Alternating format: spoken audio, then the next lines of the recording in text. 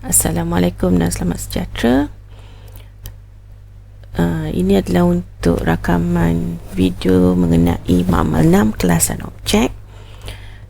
Boleh download kat Ulearn ya.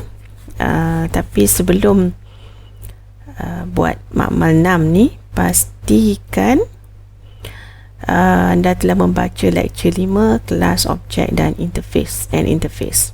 Okay. So secara basicnya kelas dan objek ni, konsep kelas dan objek adalah sama seperti yang telah dipelajari dalam kelas OOP, Object Oriented Programming. Dan sebelum kita masuk lebih lanjut kepada kelas dan objek dalam C#, ingat semula apa itu kelas, dan kita akan dapat perbezaan ya, penggunaan kelas di dalam Java dan juga kelas di dalam C#. Untuk makmal 6 ni, kita akan terus masuk kepada setter getter ni. So fahamkan semula setter getter, dan sebenarnya setter getter dalam C# dia boleh apa kita nak kata, dia sebenarnya kita boleh panggil dia juga sebagai property ya. Dan kalau perasan ataupun selama ni apa yang kita buat, kita gunakan setter dan getter untuk mencapai dan menulis nilai ke dalam tools ataupun control yang kita gunakan dalam C#. Jadi kita akan mula untuk membina setter getter ni. So sebenarnya terdapat 3 cara yang kita boleh gunakan ya. Satu, setter getter yang biasa, dan kalau ingat lagi sama je seperti konsep OOP lain yang kedua, kita akan menggunakan cara property, di mana dalam satu tempat saja kita terus membuat setter getter, dan yang terakhir kita buat secara automatik. Maksudnya C# akan membuatkan untuk kita ataupun kita terus bagi keyword, dan compiler C# akan tahu bahawa field yang kita nak itu mempunyai setter dan getter. Okay, so kita mulakan dulu dengan membina setter getter biasa. So setter getter biasa ni dan cara kita nak implement dalam C#, sediakan 2 text box dan 6 label seperti yang dalam gambar rajah ni.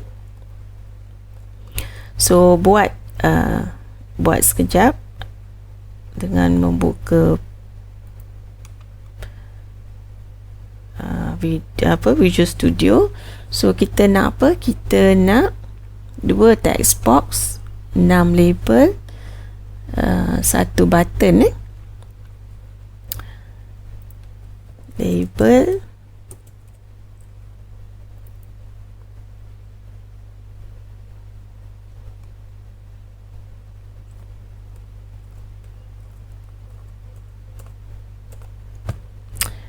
kita nak text box,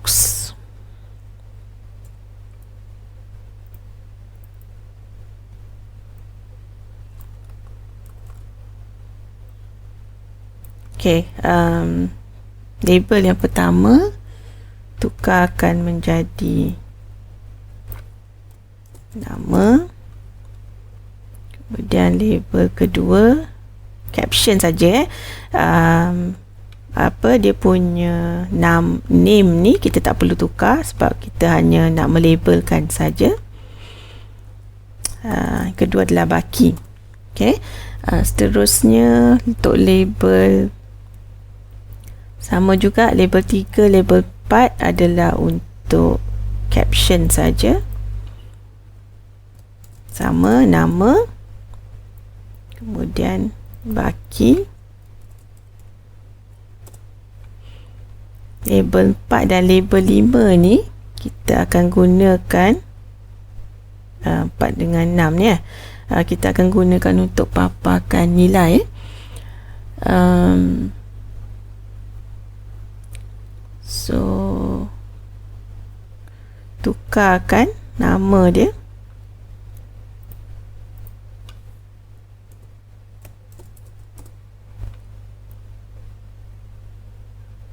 ini adalah 6 6 kita nak untuk label baki. Yang label 4 ni kita tukar jadi label nama. Okay, alright. Satu lagi adalah button. Okay, button papar,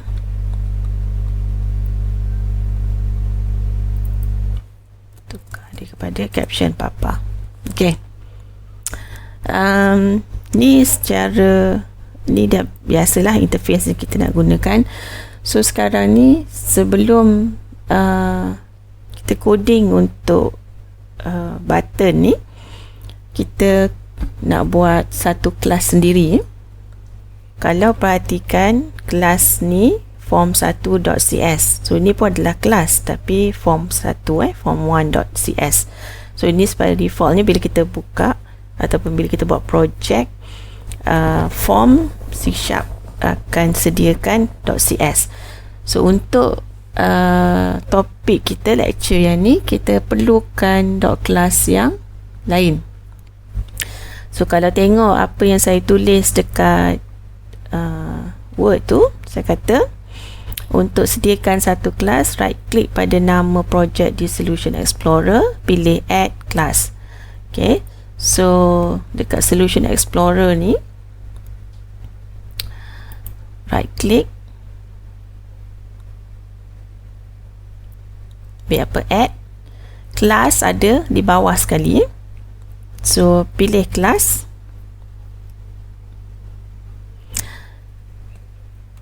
dan secara defaultnya dia akan ambil kelas lah sebab kita memang pilih kelas. Okay, pastikan kat bawah ni kelas 1.cs, tapi kita tak nak menggunakan nama kelas 1, kita tukar kepada account. Okay, klik button add.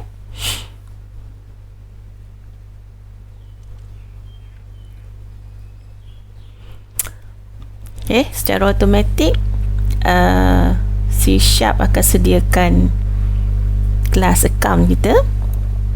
So bahagian atas ni dia tak highlight lagi tapi ni yang akan kemungkinan yang kita akan perlukan. Okay, so tak payah buat apa-apa atas ni. So sama juga ni namespace, saya rasa dah faham sangat dah apa penggunaan namespace ni. So kalau perhatikan dia lain sikit daripada konsep Java ataupun C++. Syntax je lah maksudnya.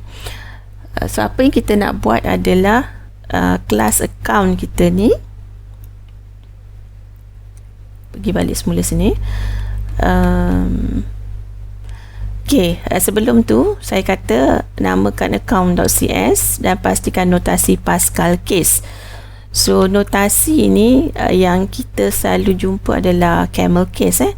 So kalau nak ingat balik, saya letak kat belakang ataupun bawah sekali ni. Camel case kita biasa jumpa. So camel case ni yang pertama ni, suku kata yang pertama ni adalah huruf kecil, kemudian yang kedua ni huruf besar. So tadi Pascal case huruf suku kata pertama dia huruf besar. Okay, so ni antara yang terdapat lah dekat notasi programming. Ada tu dia ubah sikit lah nama, tapi secara generalnya bila kita kata camel case, dia standardnya akan jadi macam ni. kita akan jumpa slash case, snake case, cobra case, snake, sama macam camel case pasangan dia Pascal case. So snake case pasangan dia cobra case. So kalau perasan, so kata pertama ni besar, yang ni huruf kecil. Sama juga camel case, yang ni huruf kecil, Pascal ni huruf besar. Apa lagi? So dash case dan dot case, ataupun separate ni tidak, kita tak boleh, ini adalah tapi kita tak boleh gunakan untuk penamaan identifier kita. So patah balik tadi, so kalau jumpa tentang notasi ni, rujuk baliklah dekat bawah tu. So apa yang kita nak buat adalah sediakan private field ataupun instance variable nama. Saya tak buang ni, tu faham lah, tengok kat sini. Sebab saya guna BM ni, jadi dia ada macam ada spelling error ni. So perhatikan ada underscore kat sini.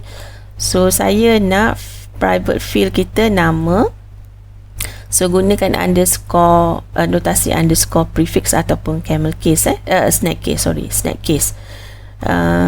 Boleh juga camel case, tapi kena faham, kena bezakan lah. Kemudian sediakan setter getter, guna dia bagi field underscore name ni. Kenapa saya gunakan underscore ni? Ni notasi Microsoft kita, ataupun notasi C#. Bila kita jumpa je underscore ni, bermaksud ini adalah private field. Itu dia beza kan. Kalau parameter dia akan gunakan camel case. Ini hanya untuk menyenangkan pembacaan. Jadi apa kita nak buat? Kita nak buat field private, nama, kemudian buatkan setter dengan getter dia. So pergi semula kepada Visual Studio ni. So dalam, pastikan berada dalam block class, block class account. So masukkan ataupun buatkan private field nama berjenis string, kemudian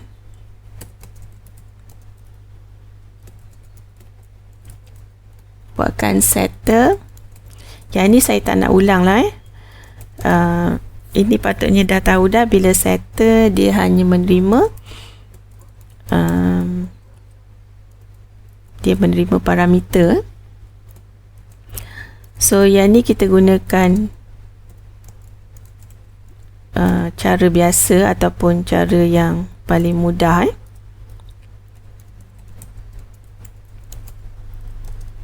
So pastikan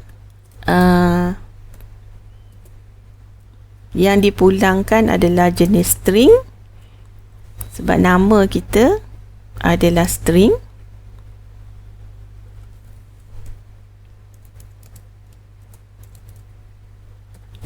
So selesai ni, maksudnya kita dah buat setter getter cara biasa dalam C#. So ini dalam account.cs kita. Kita nak kaitkan dengan form. So pergi kepada form.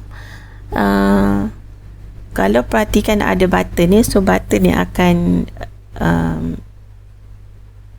manipulate event kita. So double click papa ni. Kita nak gunakan setter getter tu.